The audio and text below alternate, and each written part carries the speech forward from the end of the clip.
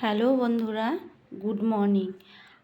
আমি যেদিনকে বেরোলাম সেদিনকে তোমাদের একটা মিনি ব্লগ দিয়েছিলাম যে আমরা ঘুরতে যাচ্ছি। আমরা গেছি গৌহাটি কামাখ্যাতে, মন্দিরে গেছি। তখন তো দেখলেই 2টোর সময় পৌঁছে আমরা স্নান টান করে লাইন দিয়েছিলাম টিকিটের জন্য। টিকিটে লাইন দিয়ে তারপর স্নান টান করে এই মন্দিরের ভেতরে ঢুকছি। দেখো মন্দিরটা চারপাশটা তোমাদেরকে দেখাচ্ছি। আমি তো স্নান করে এসে এই মন্দিরের ভেতর ঢুকছি। দেখো মন্দিরের ভেতরে লাইনে দাঁড়িয়েছি, লাইন থেকে মন্দিরের ভেতরটা এইভাবে দেখা যাচ্ছে। তোমাদেরকে দেখাচ্ছি, ঘুরে ঘুরে তোমাদেরকে দেখাচ্ছি। এই যে লাইন যাচ্ছি, যেতে যেতে ওখানে না এত পশু, পায়রা মুরগি সব কিছু, খুব নোংরা ছিল জায়গাটা। কিন্তু ভেতরে আস্তে আস্তে লাইনের ভেতরে গেলাম, গিয়ে পুজো দিলাম। এই পুজো দিয়ে আমরা ভেতরে তো ভিডিও করতে দেয় না, ওর জন্য তোমাদেরকে দেখাতে পারলাম না। এই পুজো দিয়ে বাইরে বেরিয়ে আসলাম।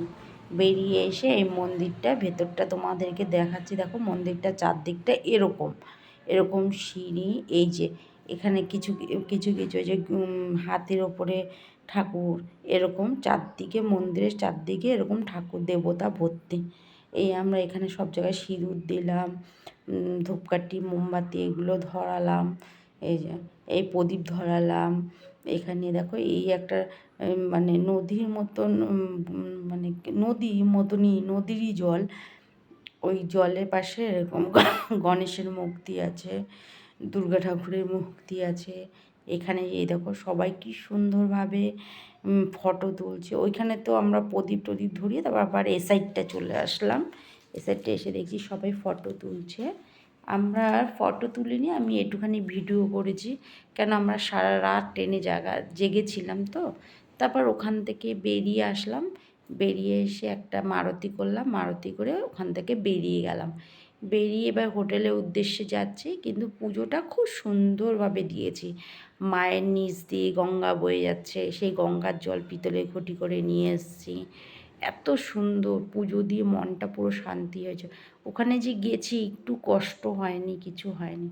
কিন্তু দেখো চারপাশটা দেখেছো কী সুন্দর।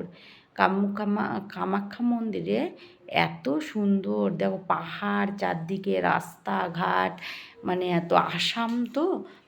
দেখো কি সুন্দর, দেখো পাহাড় দেখেছো দূর থেকে। আমার ক্যামেরাতে অত একটা আসছে না। আমরা পাহাড়ের ওপরে এখন নামছি, মারুতিতে করে এখন নামছি এই পাহাড়ের ওপরে। সারা রাত জেগেছিলাম এর জন্য। তাড়াতাড়ি করে বেরিয়ে আসলাম। এই দেখেছো পুরো পাহাড়, এগুলো সব পাথর, পাহাড় পাহাড় ভেঙে ভেঙে পড়ছে।